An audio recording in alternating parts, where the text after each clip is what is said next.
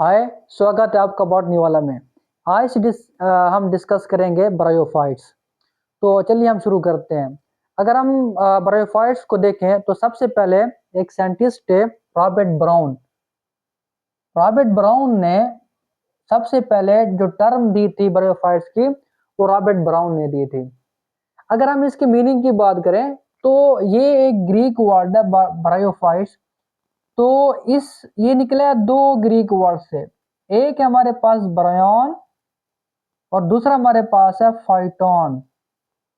Brian का मतलब है मॉसेस और फाइटोन कहते हैं प्लांट्स को। और इनका जो मॉसेस है ये एक बड़ा ग्रुप है जो हम आगे डिस्कस करेंगे क्लासिफिकेशन के अंदर। ब्रायोप्सिडा के अंदर जो मोस्ट कॉमन इनके प्लांट है वो मॉसेस है। दैट्स व्हाई इसको हम क्या बोलते हैं, ब्रायोफाइट्स बोलते हैं।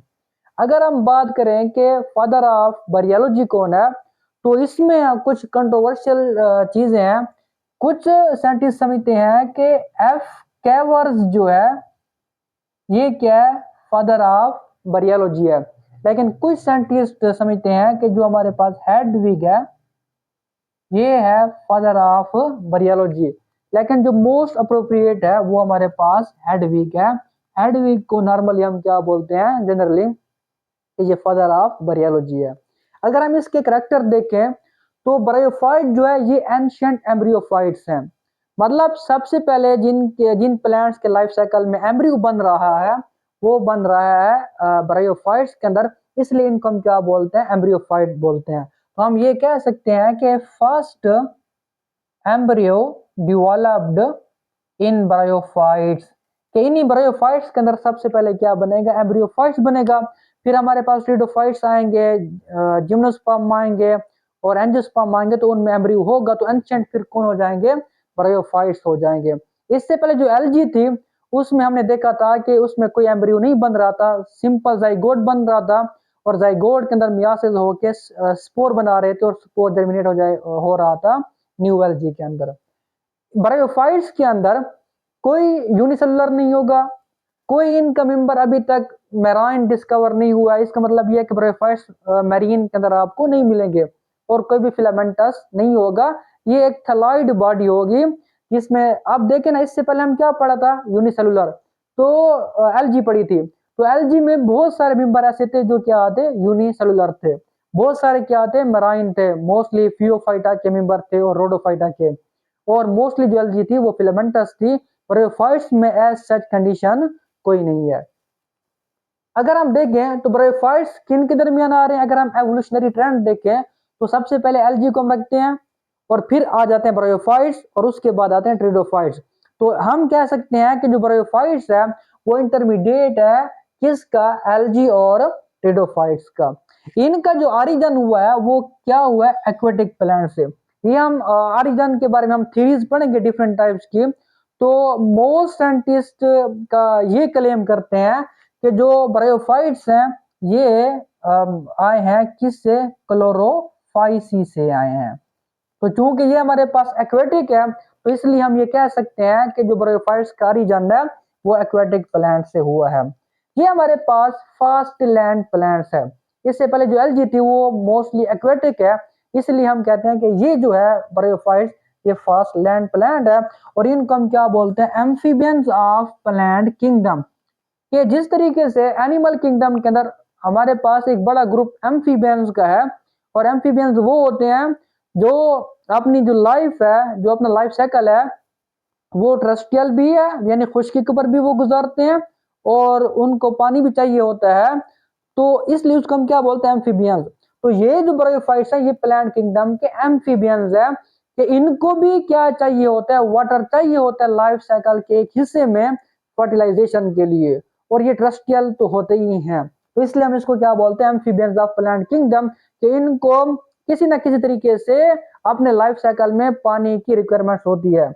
अच्छा, ब्रायोफाइट्स के अंदर जो वेस्कुलर टिश्यू होते हैं यानी जाइलम और फ्लोएम ये एब्सेंट होते हैं, ये नहीं होते हैं।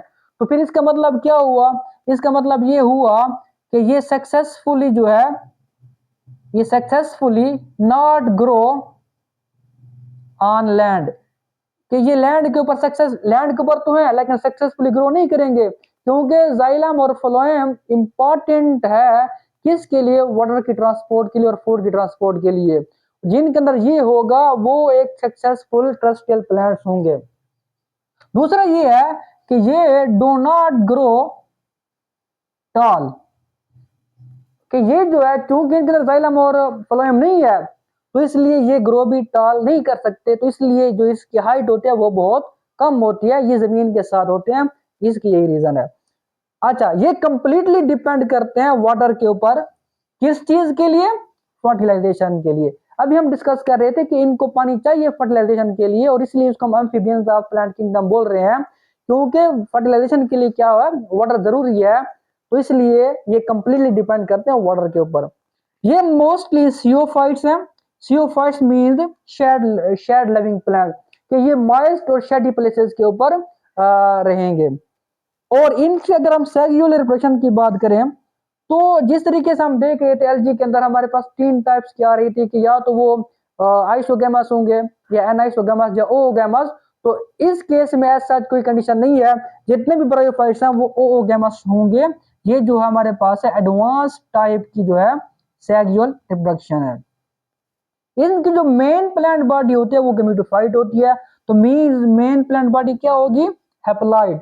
और हैप्लॉइड जो होती है वो इंडिपेंडेंट होती है, ये किसी के ऊपर डिपेंड नहीं करती, ये खाना वगैरह अपना खुद ही बनाएगी। और जो स्पोरोफाइट होती है, मींस जो डिप्लॉइड फेज है वो 2n का है, और ये जो स्पोरोफाइट है ये डिपेंड करेगी ब्रायोफाइट्स की गैमेटोफाइट्स के ऊपर। इट मीन दैट ब्रायोफाइट्स के अंदर जो गैमेटोफाइट है वो इंडिपेंडेंट होगी, वो हमारे पास ग्रीन होगी और ज्यादा समय तक वही रहेगी। लेकिन जो फिर स्पोरोफाइट आएगा वो जो होगा वो डिपेंड करेगा किसके ऊपर, गैमेटोफाइट के ऊपर, और वो थोड़े टाइम में आएगा इनके लाइफ साइकिल के अंदर। और ये जो गैमेटोफाइट जो हैप्लॉइड स्टेज है और स्पोरोफाइट जो डिप्लॉइड है, ये दोनों जो है ये हेटेरोमॉर्फिक होंगे, मींस ये अलग अलग होते हैं, इनकी जो मॉर्फोलॉजी होगी वो सेम नहीं होगी, इसलिए इनके अंदर जो अल्टरनेशन ऑफ जनरेशन होगी वो क्या होगी, वो हेटेरोमॉर्फिक होगी, हेटेरोमॉर्फिक अल्टरनेशन ऑफ जनरेशन। तो इसलिए हम कह सकते हैं कि इनका जो लाइफ साइकिल है वो हेटेरोमॉर्फिक है।